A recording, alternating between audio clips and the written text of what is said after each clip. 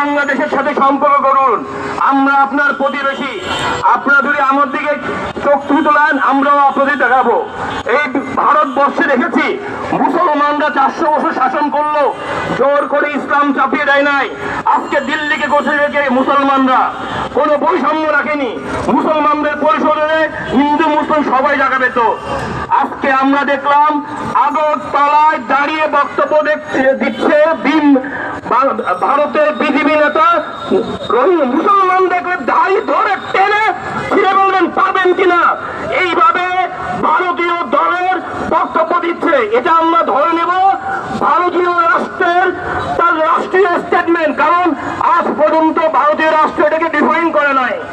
তাই বাংলাদেশে বসবো, আগরতলায় যে ঘটনা ঘটেছে, আগরতলায় বাংলাদেশের রাষ্ট্রদূত বরাবর হামলা হয়েছে, আমার জাতীয় পতাকা পূরণ হয়েছে, এটা আন্তর্জাতিক আইন বাংলাদেশে হামলা করার সামিল। আমরা অবাক হয়ে দেখেছি ভারত কোন সাহসে বাংলাদেশে হামলা করলো, এটা ঢাকায় হামলা করার সামিল। এই দেশের 96 লাখ মুসলমান 71-এ তারা রক্ত দিয়েছে। আমরা দেখেছি 71-এ এই দেশের পীর-আউলিয়া তার খানকাজের মুক্তিযুদ্ধে এসেছিল। এখন সময় এসেছে খানকা দরবার থেকে কাঁধে কাঁধ মিলে একসাথে বাংলাদেশ রক্ষা করার। এখান থেকে বাংলাদেশ সেনা প্রধানকে বলবো, আগরতলায় যে হামলা হয়েছে এটা আমার রাষ্ট্রের উপর হামলা। এই 96 ভাগ মুসলমান প্রস্তুত সেনাবাহিনী ভারতের বিরুদ্ধে যুদ্ধ ঘোষণা করেন, অথবা ভারত আজই ক্ষমা চাইলে আমরা তাদের সাথে বন্ধুত্বপূর্ণ সম্পর্ক রাখতে চাই। ভারতে আগরতলায় আমাদের হামলা করে আমাদের কলিকায় হামলা করা হয়েছে। এই দেশের মুসলমান শান্তিপ্রিয় মুসলমান, ভারতের হিন্দুদের মতো উগ্র নয়। আর তথাকথিত ইসকন নামে যা আসছে হিন্দু দলীয় রাষ্ট্র নেতারা, এই দেশে যারা হিন্দুদের বলিদান করছে তারা বলছে ইসকন তাদের সংগঠন নয়, ইসকন শুধুমাত্র ভারতের এজেন্ডা বহন করছে। এই দেশে দ্রুত আইন হওয়া উচিত। গত 16টা বছর দেখেছি আওয়ামী মুসলমানদের নিয়ে খেলেছে, কোন রকম বিচার করেনি। যা জঙ্গি ছিল ওটা আওয়ামী তৈরি।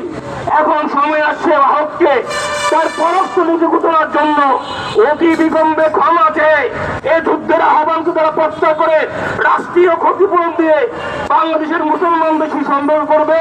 না হলে এই দেশের আগামী দিনে সাধারণ মুসলমান তার জীবন দিয়ে হলো আমার বাংলার মানচিত্র ঠিক রাখতে ভারতকে উচিত জবাব দিয়ে প্রত্যাশা রাখছি। ইনশাল্লাহ বাংলার মানচিত্রের জন্য আজীবন শহীদ থাকবো, এই প্রত্যয় বিদায় নিচ্ছি। আসসালামু আলাইকুম ওয়া রাহমাতুল্লাহি ওয়া বারাকাতুহু।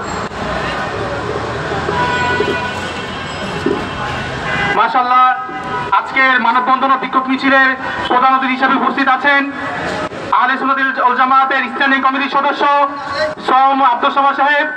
আজকে প্রধান বক্তা হিসেবে উপস্থিত আছেন জনপ্রিয় বক্তা এবং খতিব কাদেরিয়া তাহেরিয়া মাদ্রাসা মসজিদ শাইখ জয়নাল আবেদিন কাদেরী। এই পর্যায়ে বক্তব্য নিয়ে জন্য বিনীতভাবে অনুরোধ জানাচ্ছি তাহিরা কমপ্লেক্সের সম্মানিত সদস্য জনাব সালেহ আকরাম।